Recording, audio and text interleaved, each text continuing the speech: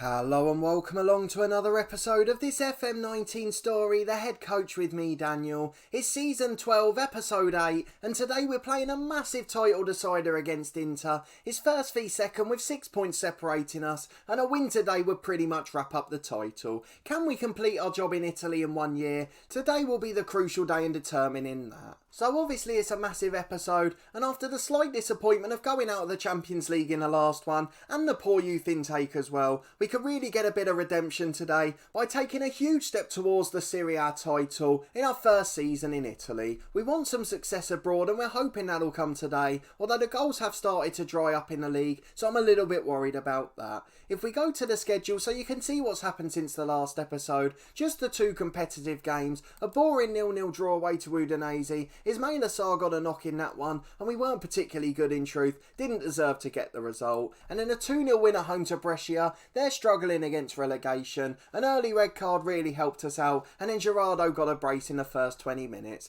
We didn't look like scoring after that, and it was a pretty poor performance by our standards in truth, but we got the 3 points, and at this stage of the season, the pragmatic approach is certainly going to work for me. If we win the title and can win the cup final too, it'll be a brilliant double in our year in Italy, and we'll look to move on to the other big leagues. We've got Spain and Germany to go. I'm really excited about the prospect of managing there. 2 of the biggest leagues in Europe in the game at the moment, and 2 of the leagues we obviously want to manage in. There's some world-class sides in both divisions, the likes of Real Madrid, Atletico and Barcelona, and then we've got Bayer Leverkusen, Bayern Munich, Borussia Dortmund and Schalke, who have been dominant in Germany as well. So there's plenty of big prospects to come, and hopefully we'll get one of those 7 sides. There's a couple of others I'd be willing to consider as well, particularly within Spain and Germany, and we mentioned Lille's a side we wouldn't mind managing as they're littered with world-class talent. But today it's all about Inter Milan. I don't want to try and focus on too much off the pitch. It's first v second and it essentially decides the title, so we're not going to be taking this one lightly. It's really important for us to get the job done. A draw's not a disastrous result as it keeps the 6-point lead,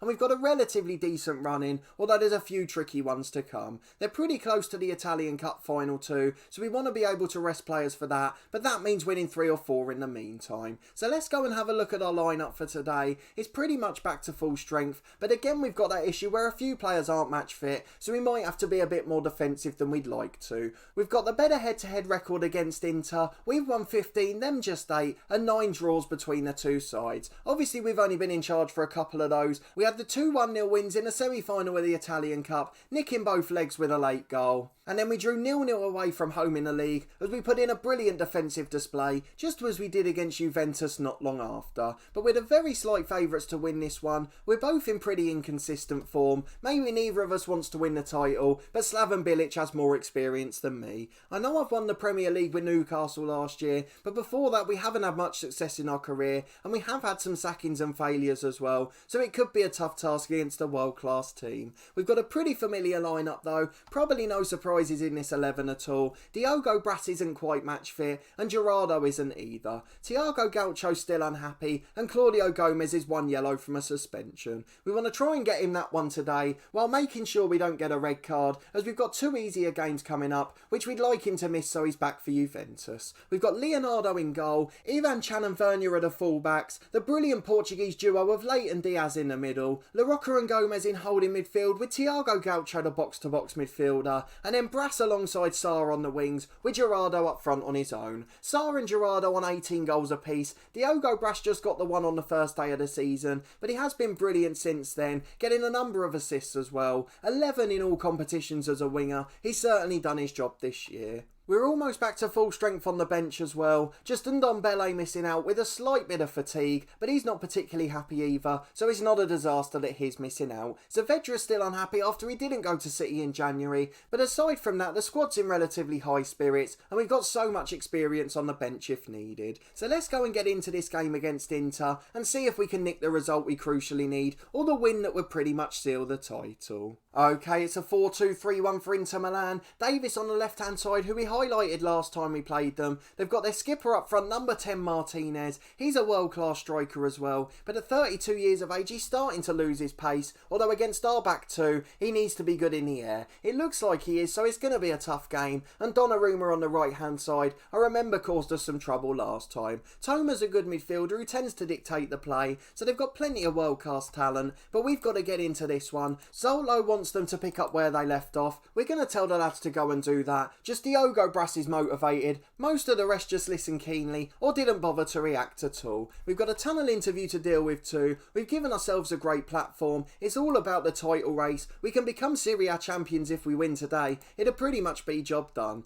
Both teams are in good form as you'd expect, and hopefully we won't have another cagey game as both sides have too much to lose. Inter have really got to win this one. A draw doesn't help them at all, so I'm hoping they'll come out of the traps fast and we'll be able to catch them on the break. They've cleared away the first cross into the box, and with 5 minutes gone there's not been a shot. We've got a throw in on the right hand side for Chan. He finds Diogo Brass. Headed away as far as Chan again. Into Sarr at the back post. He has a free header, but it's onto the roof of the net, and Inter survive the first chance of the game. It looks like they've had a shot on target too, but we haven't managed to see that one on camera. Thiago Gaucho gets it to Gomez. We've got the ball 30 yards out with La Rocca. Diogo Brass turns in the box. Nearly adds his second goal of the season there. Tipped over the bar by the Inter keeper, and Brass will take the outswinging corner. Into the back post. It's easy for the keeper. No real challenge from the Napoli players. 15 minutes gone. It remains 0-0, but we've just about edged the game so far. 20 minutes gone. We've got the ball at the back with Chan playing the ball to Ruben Diaz. I'd like them to get it out of that area, but they're so composed at the back, and we've got to get used to this low tempo football as long as it doesn't lead to mistakes. Diogo Brass finally gets some space on the right, and he's going to try and come over halfway. A lovely bit of skill to beat the left winger. He gets it inside to Thiago Gaucho. Into Sarr in the box. A brilliant first time effort, tip wide of the post. Good save by the Inter keeper to his left. We're really on the front foot in this game, not taking our foot off the gas at all. We have been guilty of that at times this season. We've not been as attacking as we could be, but the lads look like they're completely on fire today. But with a quarter of the game gone, it's still 0-0, and a couple of the lads are looking a bit nervous. Just over half an hour gone, we've demanded a bit more from the lads, and they've responded by becoming more focused. He's gone to Thiago Gaucho in the middle, the only man who's still nervous. A goal here might cheer him up though. Rattles the woodwork, hits the keeper.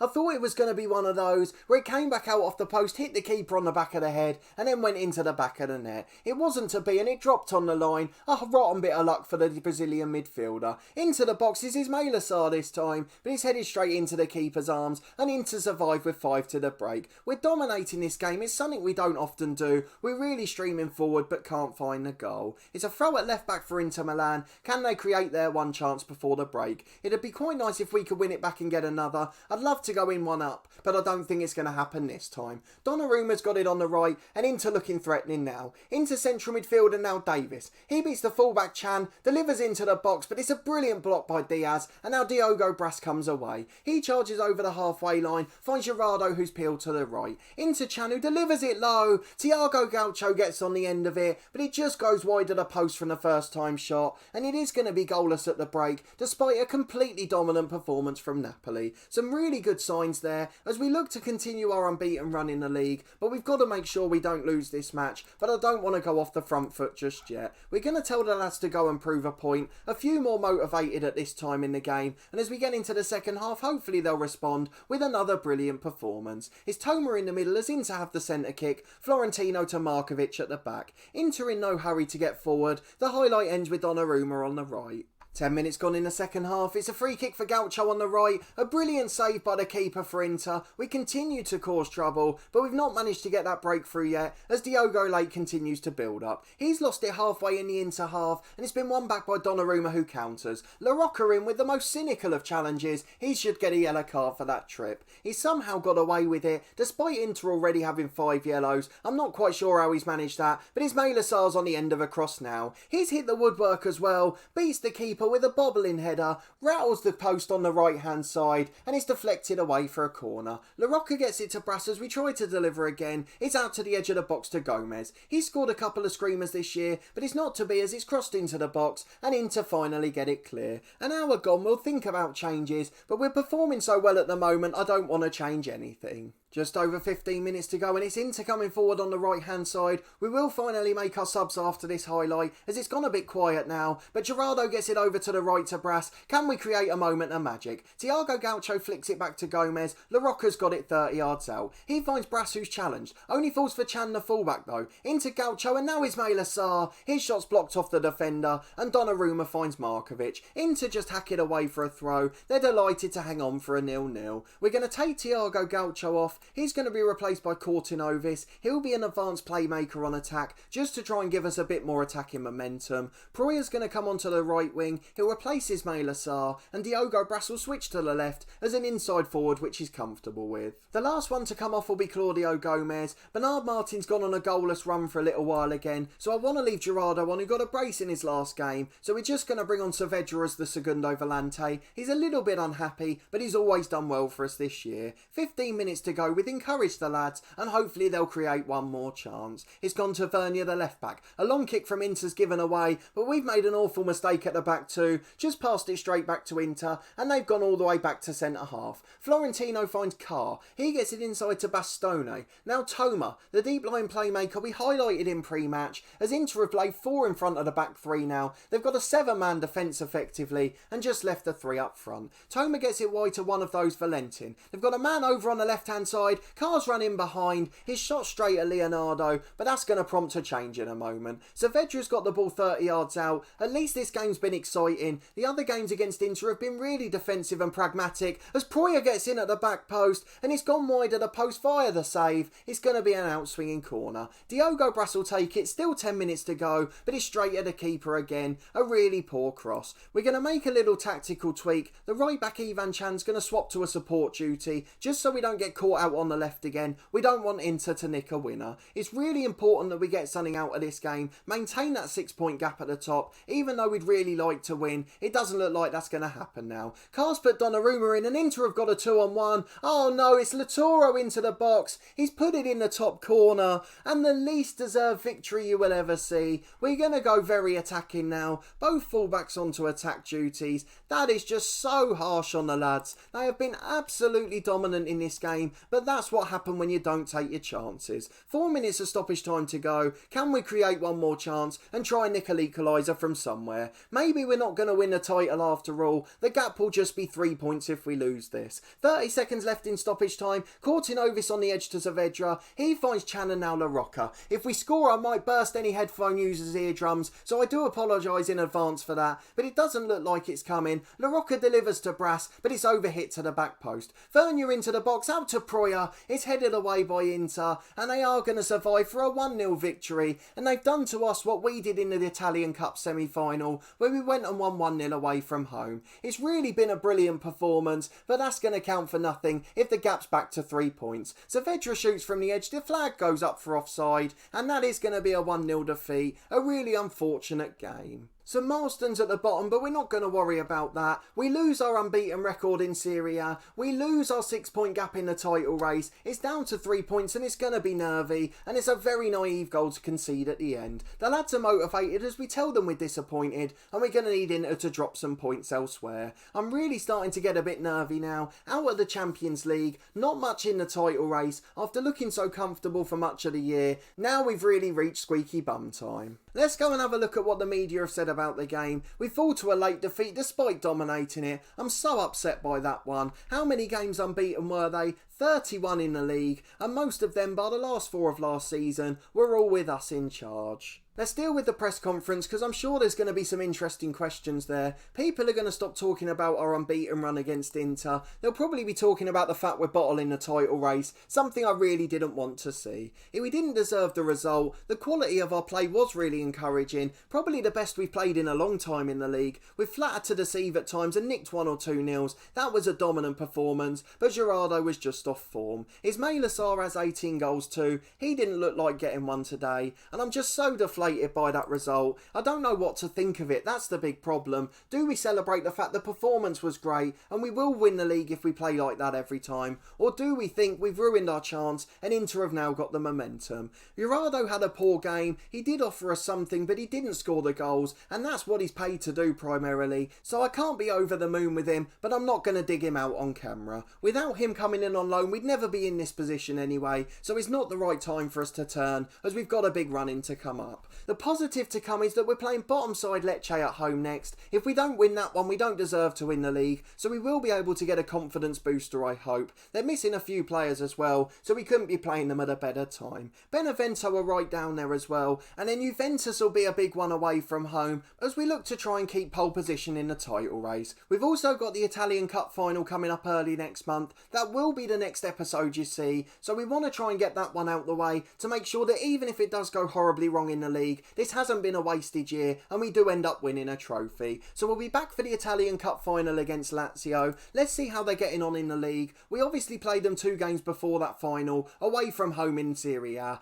They're 4th in the league at the moment, 19 points behind us, but that stands for nothing. If we find poor form now, we could completely collapse in every competition. But if you did enjoy this episode and seeing that crushing blow for us in a title race, please do put a thumbs up on the video. Even if it is just because you found out we're not going to go invincible, I'll completely forgive you, as I understand it's not great to see people winning all the time. But what I do hope is that you'll come along for the next one against Lazio in the Italian Cup final. Let me know down in the comments if you think we'll win it, or if we're going to go on a sticky run of form now, having lost a couple of games in 2 competitions. Do you think we'll still win the title? Looking at our running coming up, we're away to Lazio, who are right up there, Juventus in the top 6 as well, and we've got Milan at home, who are up in 3rd place, so it could be a really tricky run in. In the next couple of episodes, we'll also go and have a look at the job centre, just to see what jobs might be coming up in the summer, and whether we're likely to move to Spain or Germany, or maybe the Lille job will become available too. As I said, I'd like to avoid the French league, but I think I am basing that on its real life reputation, and the fact it's not too competitive at the moment,